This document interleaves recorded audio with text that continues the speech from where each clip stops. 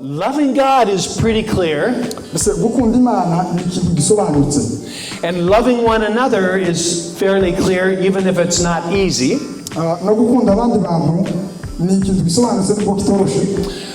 I think we get stuck on the part about making disciples. How do we as a church make disciples? Different people have different ideas about that.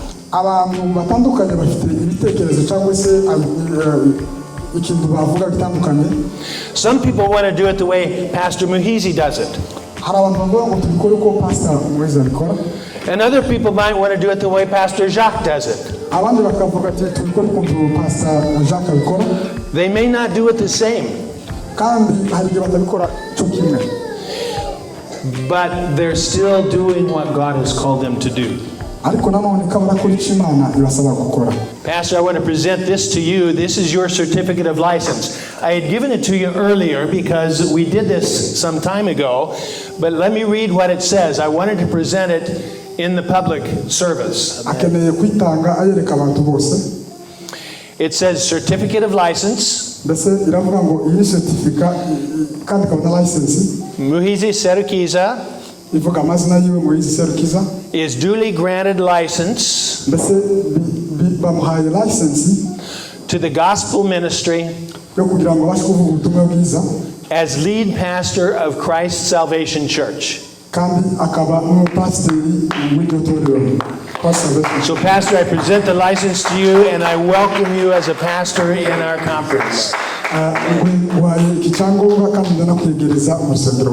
Amen. And then there is another license.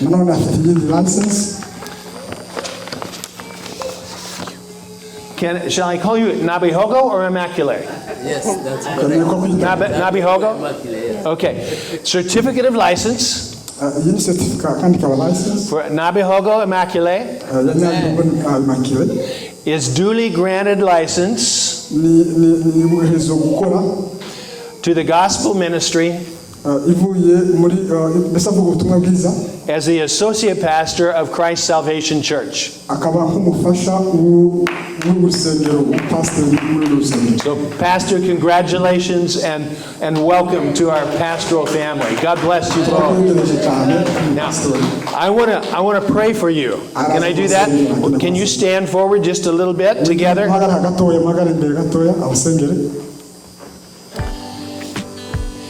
And will you join me in prayer for these two as they lead this church? Father, we lift up Pastor Muhizi and Sister Nabihogo. And Lord, we ask that you would bless them as they lead Christ Salvation Church. Father, you have placed your spirit and your call on their lives. Would you bless them, encourage them, make their work happy and light and pleasant.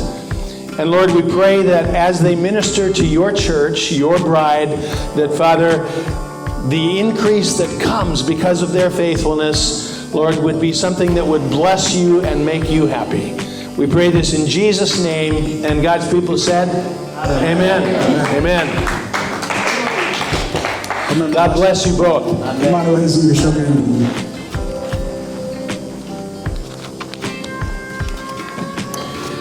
Pastor, I'm going to give you these envelopes because if I don't, I'm going to knock them off.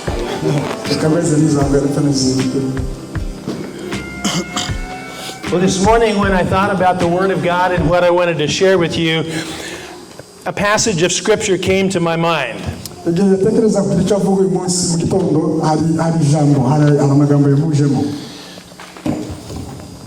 In Scripture, the Word of God that is the Word about joy, about happiness, is Philippians.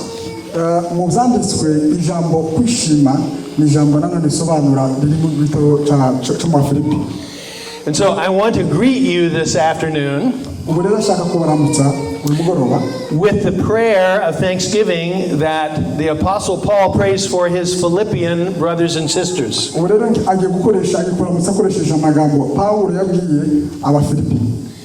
In chapter 1, verses 3 through 6,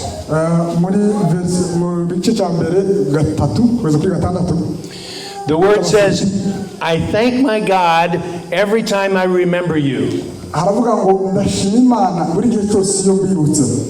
In all my prayers for you, I always pray with joy because of your partnership in the gospel from the first day until now. Being confident of this, that he who began a good work in you will carry it on to completion until the day of Christ Jesus. Amen. Amen. That's my prayer. That's how I remember you when I think about Christ's Salvation Church. I remember with happiness and with joy, and I think of just how blessed I am when I come.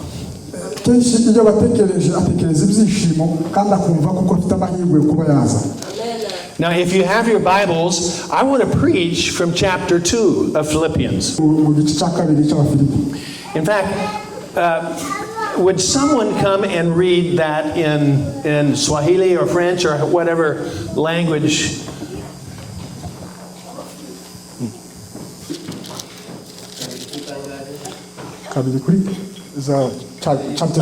Chapter 2, verses 1 and 2.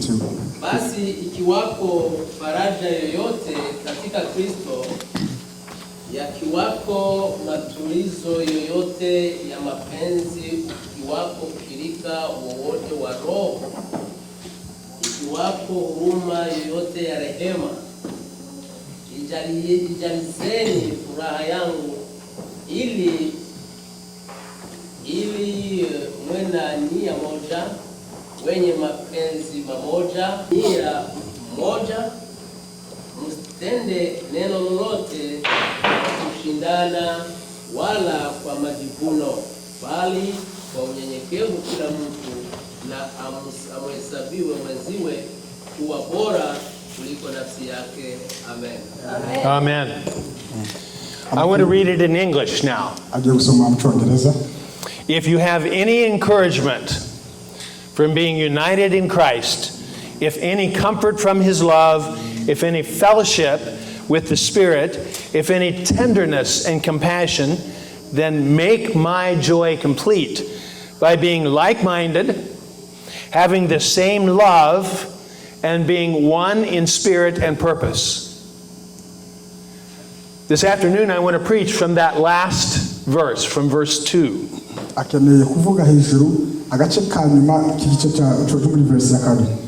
What does Paul's words have to do with us today?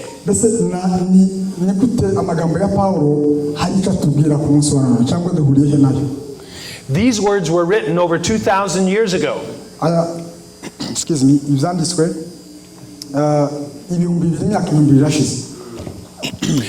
But they have something for us today.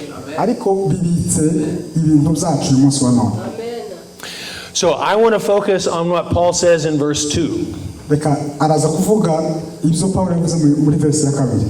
Where he says, then make my joy complete by being like-minded, having the same love, and being one in spirit and purpose. So first I want to talk about being like-minded.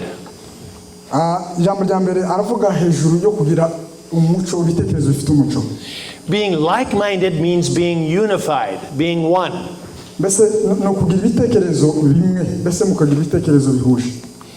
Now, I think it's sad that in this day and age,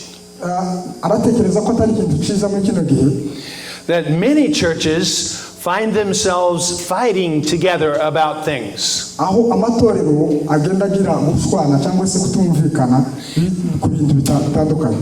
People within the church abantu bari mu rusengero and then churches themselves fighting against one another. nanone kandi n'andi matorero yonyine ugasanga karagenda agira ibibazo.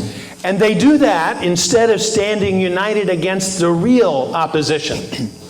noneho ugasanga ko baragwana ahubwo kagwanyije ikintu nyamukuru bari bakomeze kugwana. I think it takes a courageous church aratekereza ko bisaba itorero rifite gushira amanga to resist fighting and arguing among themselves, mbese kugira ngo babashe kuba bagwanya amacakubiri muri, and to resist fighting and arguing and instead stand united for the cause of Christ. mbese kugira ngo babashe kuba bari hamwe bafite intumbero imwe gushimisha Kristo. Now here's the truth. rero reka tuvuga ukuri ko ariko Churches and godly people urusengero n'abantu b'Imana are not immune from controversy or conflict. ntabwo ari abantu bivuze ko bataza bagira ibibazo bitandukanye. Any church that's focused on serving God buri torero rifite intumbero yo gukorera Imana will have some amount of conflict among its people and between other churches. mbese ni ukuvuga ngo baba bafite ibibazo bitandukanye hagati yabo ndetse no matorero abari iruhande. So the question is, how do we stay unified? rero icyo umuntu yakwibaza ni gute dushobora kuba dukorana turi hamwe, How do we stay like-minded? ni gute twagira imitekerereze isa cyangwa se bikorera hamwe. And here are a few things that help me think through that. rero ngibi bintu bingahe nabashije gukura abantu. If we want to be unified, nimba twifuza kuba umuntu umwe, we need to keep the main thing the main thing. mbese tugomba gufata ikintu cy'ibanze tukagira icy'ibanze. In other words, if we look at Scripture, Jesus says that the heart of the Scripture mbese turebye mu byanditswe Yesu aravuga ngo umutima w'ibyanditswe is to love God, ni ugukunda Imana, love one another, gukundana, and make disciples. kandi tukabasha guhindura abantu intumwa. It's all very simple. mbese biroroshye. So, loving God is pretty clear, mbese gukunda Imana ni ikintu gisobanutse, and loving one another is fairly clear, even if it's not easy. no gukunda abandi bantu ni ikintu gisobanutse nubwo kitoroshye. I think we get stuck aratekereza ko mbese ahantu dufatirwa on the part about making disciples.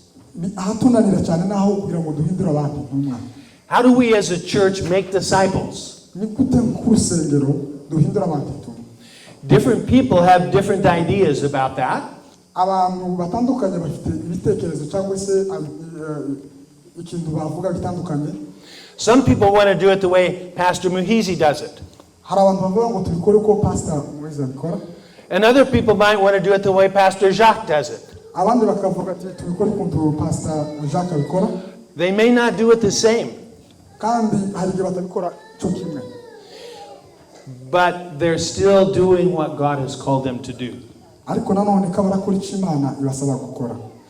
The Holy Spirit has proven over the years umwuka wera warabyerekanye imyaka ishize that there are a million different ways to do church. no kuvuga ngo umwuka wera yatweretse ko hari uburyo butandukanye bwo gukora urusengero. How much singing do we do? mbese turirimba bingana iki? How much preaching do we do? tubwiriza bingana iki? When do we do choir practice? ni byari twitoza nk'abakorari. Do we even have a choir?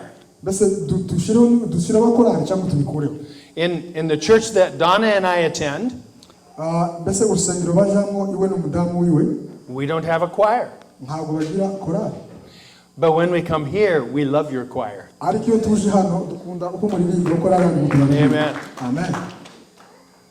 So, being like-minded mbese kugira imitekerereze isa means staying focused on the right things, no kuvuga ngo ni uguhora utumbera ikintu gikwiriye, not getting caught up in the differences, apana gusanga abantu bareba kuzo mudahuje, but staying focused on serving God. ahubwo mukaba muri abantu bakomeza gutumbera gukorera Imana.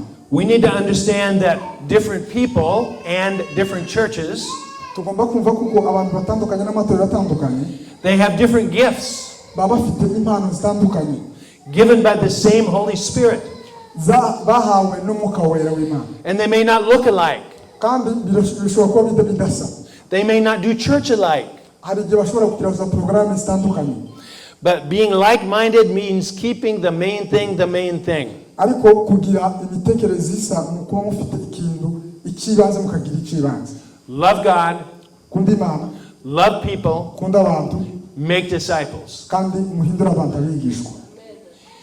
Later in Philippians chapter 2 verse 2, nanone kandi hagurikira muri icyo gice cya kabiri cy'Abafilipi, Paul talks about having the same love. Pawulo avuga hejuru yo kugira urukundo rumwe. Now, I think this means have the same kind of love for one another. Aratekereza ko igisobanura ngo kugira urukundo mbese gukundana cyo kimwe hagati yanyu, urukundo rumwe. When Paul talks about having love, he's talking about having the kind of love for others that Jesus has for us. No kuvuga ngo no kugira urukundo gukunda abantu kimwe na kurya Yesu yadukunze. What kind of love is that? Ubwo ni urukundo rumeze gute? It's unconditional. Ni urukundo rudashaka inyungu. It doesn't matter what we've done in the past. Urukundo rutita kuza kuri kahise. It doesn't matter even where we are right now. Rutita ngo turi hehe mu buzima kuri uyu munsi wa none. Or where we might be 10, 15 or 20 years from now. Cyangwa se abo tuzaba mu myaka 10 cyangwa 15 iza. Jesus loves us just the same. Yesu aradukunda cyo kimwe. He loves you and he loves me the same. Aramukunda cyo kimwe. He loves all of us the same. Aradukunda twese cyo kimwe. So when Paul says having the same love, rero ngo Paul avuga ngo mugira urukundo rumwe, he means for me to have the same love for you no kuvuga ngo yavuga ngo agira urukundo abakunde that Jesus has for you. hakurya Yesu yabakunze. The same love that he has for me. Urukundo mbese nawe amufitiye. I am to love you as I have been loved by Jesus. No kuvuga ngo umuntu agomba gukunda nk'ukuntu yakunzwe na Kristo. I think he also means that we're to have a fresh love. Nanone kandi aratekereza ko bivuga ngo no kugira urukundo rusha. Not to let it grow cold. Apana kugira urukundo rukonje. Urukundo mbese rukora rumeze neza. And so praying for others, mbese mugasengera abandi, getting involved in others' lives, ukivanga mu buzima bw'abandi, and even worshiping God will help us stay fresh in our love for Jesus and for one another. ndetse no gushima Imana kuturirimba dushima Imana turamya Imana bituma tugira urukundo tugakundana twenyine. So here I want to say a word about the last 2 years. Ubu rero agiye kuvuga ijambo rya nyuma.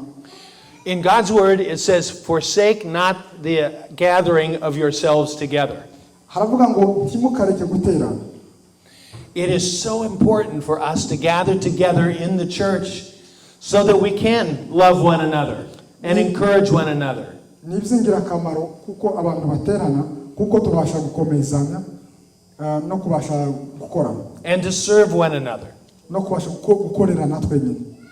So we are to be unified, but we can't do that if we're not together. Mbese dukeneye gukorera hamwe ariko igihe mbese tutagize ngo duhura ntabwo uzokunda. And COVID has taken a great toll on our churches. COVID yakoze ikintu gikomeye cyane mu matorero yacu. But we can't live as Christians apart from one another. Ariko nk'abakristo ntitwotura tutabanye ngo tugire igihe cyo guterana. We must gather and fellowship. Tugomba kugira igihe cyo guterana tugasabana. Paul also talks in this scripture about being one in spirit. Nanone kandi avuga kuba umuntu umwe mu mwuka. So when he says one in spirit, I think unity can best be accomplished when we're being led by God's Spirit. Mbese avuga icyo kintu aratekereza ko kivuga ngo ni ukuyoborwa n'umwuka w'Imana. When we're led by God's Spirit, we're led less by our own opinion. Iyo umuntu ayoborwa n'Imana ayoborwa gakeya n'imitekerereze ye. So our task as brothers and sisters in Christ mbese icyo tugomba gukora nk'abavandimwe b'abapapa n'abamama is to pray and discern what the Spirit is telling us about being together. no gusenga tugashaka kumenya icyo umwuka adusaba gukora. Sometimes that's hard because we think that what we want is the word of the Spirit. Ibi biragoye kuko hari igihe tugira ngo icyo dushaka n'ibyo umwuka wera ahatubwira gukora. So how do I know if I'm being led by the Spirit or I'm being led by my own opinion? Ni gute rero umuntu abasha kumenya ko hayoborwa n'umwuka cyangwa hayoborwa n'ibitekerezo byiwe? And one way to tell is that the leading of the Holy Spirit almost always leads me together with people and not away or apart from people. kimwe mu bintu bituma ubasha kumenya ko ari umwuka w'Imana wo kuyobora nuko umwuka ashaka ngo duhure ahubwo ntaduhatire kuja kure y'abantu. The leading of the Holy Spirit doesn't lead towards argument and dissension. No kuvuga ngo iyo umwuka tuyobora ntabwo atujana mu matiku no kurwana cyangwa se gushwana. It always draws us together in unity. Ahubwo iratugarura kugira ngo tubashe kuba umuntu umwe.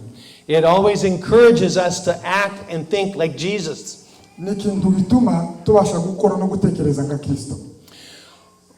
One of the hallmarks, one of the important signs of our particular faith Ikintu kimwe mu bimenyetso byerekana kwizera kwacu is that we believe the life of every single believer nuko tubona ko buri buzima bw'umuntu umukristo wese is linked to a believer, to every other believer. no kuvuga ngo ubuzima bucomekanye ku kundi muntu. So I don't know your name. Ntabwo azina byanjye. I don't know your name too. My name's Tim. His name is amazina ye Tim. And your name is? My name is Elisha. Elisha. Yeah. So Elisha and I are brothers in Christ. Mbese njyewe nawe turabavandimwe muri Kristo. Even though we've just met. Nubwo ariho tukibonana. Although I remember you from the last time we were here. All right. But our lives are linked together because of the Spirit of God. Ubuzima bwacu burakonekse kuko dufite umwuka w'Imana. And those of you that I don't know in this family, in this church, Mbese mwebwe atazi muri rusengero our lives are linked as well. Donna and I to you, you to us, us to Pastor Jacques and his church. no kuvuga ngo twese turacomekanye mbese hari ukuntu duhuye muri Kristo. Being a believer and living in the Spirit kuba umukristo kandi ukaba mu mwuka w'Imana means living in an interdependent relationship with one another. no kuvuga ngo muri abantu muri umuntu umwe ariko kandi muri abantu batandukanye muri Kristo Yesu. We call that accountability. No kuvuga ngo accountability. Mbese no kugira inshingano buri mutafite inshingano. Is that good? Yeah, that's good. Okay. Yeah. Fine. We also call it covenant community. Nanone kandi turi abantu turi community ifite amasezerano. A covenant is an agreement that we have to live together as brothers and sisters in Christ. Isezerano ni ikintu abantu bakorana kugira ngo babashe kubana neza nk'abavandimwe. So that's what it means to be one in spirit. We are linked by the Spirit of God as brothers and sisters in Christ, and we live in relationship.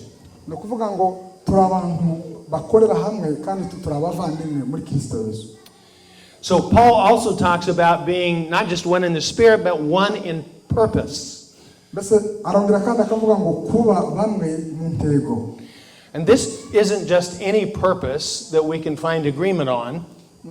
No kuvuga ngo hano ntabwo havuga gusa ngo kugira intego runaka gusa ahubwo it's not my purpose, it's not your purpose. ntabwo ari intego gusa yanje cyangwa se yawe.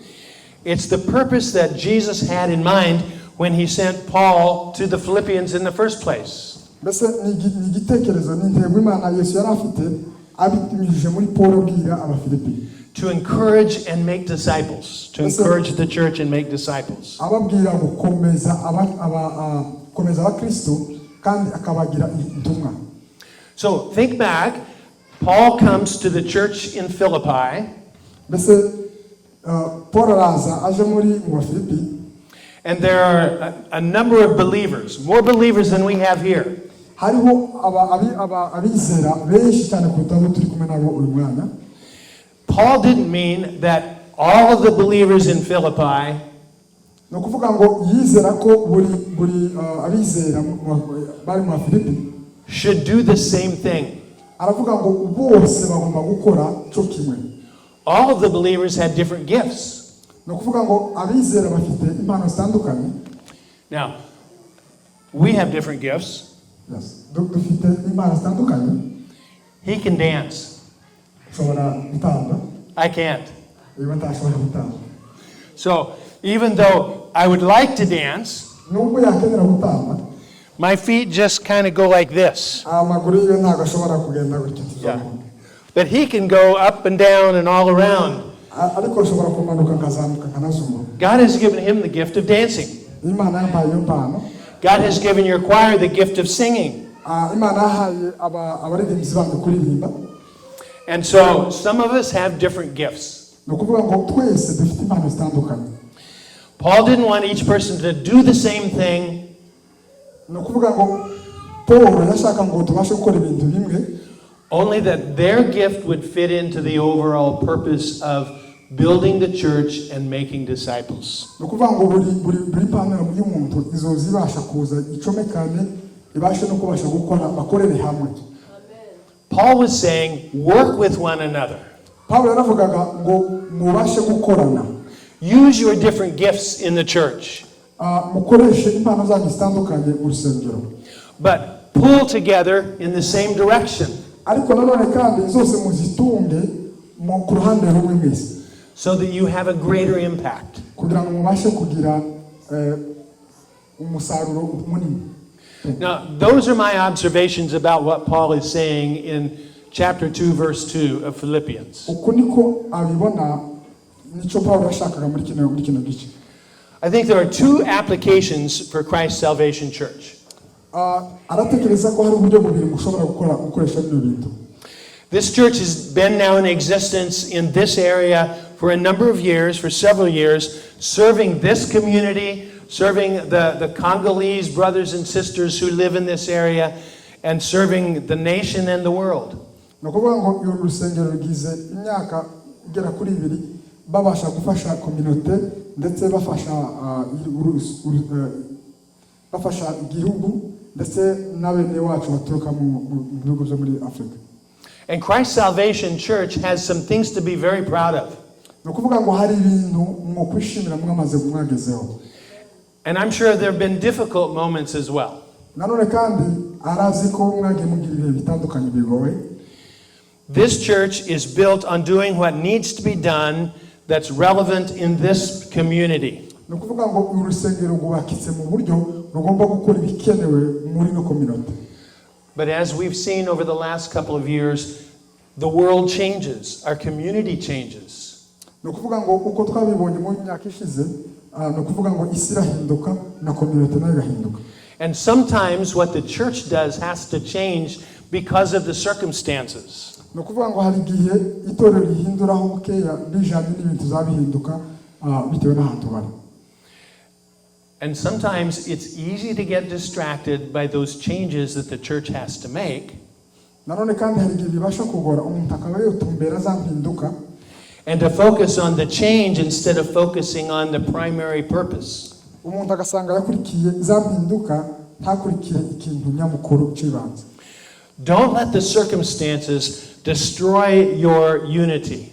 no kuvuga ngo ntukareke ibibazo biba ku ruhande rwawe bituma mureka gusabana ngo mube umwe. I would also say, don't be afraid of change. nanone kandi ntugatinye impinduka. As your pastors give leadership, as your leaders lead with the pastors, there will be opportunities to do things differently as the world changes, as the community changes. no kuvuga ngo hari igihe mbese ibintu bizaza bitandukanye abo mukorana bakaba bashaka gukora mu buryo butandukanye. And as you consider how Christ's Salvation Church can best be God's church here in Kansas City, Missouri, I want to encourage you to keep the main thing the main thing. ndashaka kugira ngo bakomeze batera imbaraga mbabwira ngo ikibanze mukomeze mubwire ikibanze. Love God, Mukunde Imana, love others, mukunde abantu, and make disciples. kandi mwigishe ubutumwa, muhindure abantu kuri ntumwa. So, here are some things that I'd like to encourage you as a congregation, the church. Reka mbashe kubaheza ikintu bakomeza nk'itorero muri rusange. We can apply the text individually to us, Dushobora gufata ibyanditswe tukabasha kubishyira mu bikorwa. but it can also be applied to the larger church, you as a congregation. Nanone kandi ushobora kubikora nk'ikintu gifasha abantu bose muri rusange. As I told you earlier, Lone Ranger churches. Now that's not going to translate very well. God didn't make churches that are isolated from everything else and by themselves. No kuvuga ngo Imana ntabwo ikora urusengero ruri hanze y'ibindi bintu byose. Mbese Imana mbese byigize kwigizeyo ngo reka ibindi bintu. God made us to live together as brothers and sisters in Christ. No kuvuga ngo Imana yemeye ko tubasha kubana nk'abavandimwe. But God has made every church to live together in relationship with other churches as well. Ariko nanone kandi Imana no kuvuga ngo Imana idushiraho nanone ikemera nuko n'abandi nabo babasha kuba tukabana. Christ Salvation Church is not alone. Mbese urusengero ntabwo ruri rwonyine. It is part of a larger family that loves and encourages and wants to build up. No kuvuga ngo ni rumwe mu nsengero, mbese mu nsengero runini wifuza kubana n'abandi bantu neza no gukorera mu rukundo. And just like the members of Christ Salvation Church stand firm in one spirit, kimwe nuko mubasha gukorera mu mwuka mukomeye mwese hamwe, working side by side for the faith of the gospel, mubasha gukorera mbese mushaka kubwiriza ubutumwa bw'Imana. our 43 churches can stand side by side to do the same. And together, with God's help, with the Holy Spirit empowering us, mbese hamwe n'Imana n'umwuka wera, Imana umwuka wera haduhiza imbaraga, we have a greater impact in the world for God's kingdom than if we are all alone. Amen. Mbese babasha gukora kubwiriza ubutumwa byimaze cyane kuruta uko babasha kubikora bonyine muri isi. I think too often we as believers think that when we come to worship, hari igihe dutekereza nk'abizera muri tuza gukuramya Imana. what happens on Sunday morning in this church isn't connected with what's happening on Sunday morning in other churches. Ukibwira ko ibyo mukorana ku rusengero bidahuye n'ibyo abandi baba bakora muri undi rusengero. But when we gather together, ariko iyo duhuye, we're joining the people of God around the world, Amen, worshiping God in spirit and in truth. no kuvuga ngo iyo muteranye hano mufatikanya n'abandi bantu bateranye ahantu hatandukanye ku isi. So my personal vision for our district of churches mbese intumbero mbese icyo yifuza ku rusengero zabo is to grow the relationship between the churches so that we become stronger together. nuko ahantu nuko mwagira ubusabane mukabasha gukomera hamwe. For each church to intentionally become like-minded, noneho mbese buri torero ryose rikaba bafite ibitekerezo bimwe, having the same love, mufite urukundo rumwe, and one in spirit and purpose, kandi bakoresha mu umwuka umwe n'intumbero ari imwe, with all the other churches of our district. kandi mugakorera hamwe n'andi matorero nyine musanze. So I want to tell you a story to end my message. Reka nde kubabwira inkuru gatoya ndangiza. You know where Nebraska is, right? The state of Nebraska. Muzi aho Nebraska iri, ni state kwegere amasaha. It's just kind of over that way a little bit. Iri muri ruhande Nebraska. There was a man named Herman Ostry Hariho umugabo witwa ngo ni Omen Astri, who bought a piece of property in a town called Bruno, Nebraska. yaguze ahantu muri ako gasi yavuze. And there was a creek or a river that flowed through his property. Hariho akuzi gatoya gaca mu butaka yaguze. And from time to time that river would flood. The water would come up and it would flood. Ako kuzi kakuzura kagira amazi menshi rimwe na rimwe.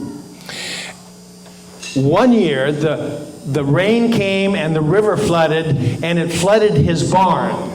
ni ukuvuga ngo umwaka umwe y'amazi yaruzuye yuzura ahantu yari yarubatse. He didn't want that to happen again because he had equipment and animals and grain stored in his barn. No kuvuga ngo yari afite akazu yari karimo ibintu bitandukanye, harimo ibikoresho byiwe, noneho ntiyashaka ko bizongera kandi gutwara ibyo bintu byiwe. Herman had a son named Mike. Yari afite umuhungu witwa Mike. And Mike started thinking about the problem of the barn getting flooded whenever it would rain too much. batangira kwibaza uko bazongera kakuzi kuko kaza kuzura agateza ibibazo. So Mike went to the barn and he started counting all of the boards. Nuko Mike aragenda aza atangira guharura imyamba yubatse yanzu. And all of the framework, the structure. Areba ibya bintu bifashe inzu. And he determined that the barn weighed approximately 19,000 pounds. Asanga bifite uburemere bungana na amapaundi 119. How do you move 19,000 pounds from here at the river up the hill to a different place where it won't get flooded? Aratekereza ni gute rero azohagurutsa inzu iremeye gutyo akayijana ahandi. So Mike figured it out that if they had 344 people, aravuga ngo baramutse babonye abantu 344 and each of them would help, they would only have to lift 55 pounds each. No kuvuga ngo bose babafashije bangana gutyo buri mwe yokwikora amapaundi 55 gusa. So on June 30th, 1988, muri 88 Mike designed a framework that would help people pick the barn up and move it. Nono akora akanshite niki gipoyo cyangwa se ikintu cyo guterekaho yanzu kugira ngo buri muntu wese azabashe kurengeza. And with 344 friends, azana inshuti ziwe 344 they gathered around the barn. Barazunguruka bazunguruka iyo nzu. They each picked up their share of the load. Buri muntu afata agace kiwe. Wow, that's smart. And the 344 people walked that barn 19,000 pounds, 50 feet up the hill. No kuvuga ngo abo bantu uko bari bangana bose bararengeza babasha kuyizamura ahantu hari cyane. It only took them 3 minutes to move it. Zatwaye iminota 3 niko kurengeza mukayikura ahantu mukayizamura ahantu h'amataje kandi inzu y'amataje kandi. So my question this morning, icyo rero kubaza kuri mugoroba, what can we do with the Spirit of God giving us power niki twabasha gukora dukoreshejwe n'umwuka w'Imana if we work together? Tubikoreye hamwe. Amen. Amen. Can I pray for you? Reka aze kurasengera. Father, thank you for this time that we've had together to share, to encourage one another. Father, to look at your word and to hear the lessons that the Apostle Paul brings to us. Lord, my prayer of blessing is for this church, that, Father, you would pour out your grace and your goodness and your strength and your power on this church. Father, my prayer is that these pews would be full from front to back with believers who come, who want to hear your word preached, who want to sing and listen to the choir sing, and that, God, you would hear their praises and it would make you happy, and that this congregation would be made happy as well. Lord, would you bless Christ Salvation Church? Bless the pastors and the leaders. We pray it in the name of Jesus for the sake of your kingdom. And God's people said, Amen. Amen.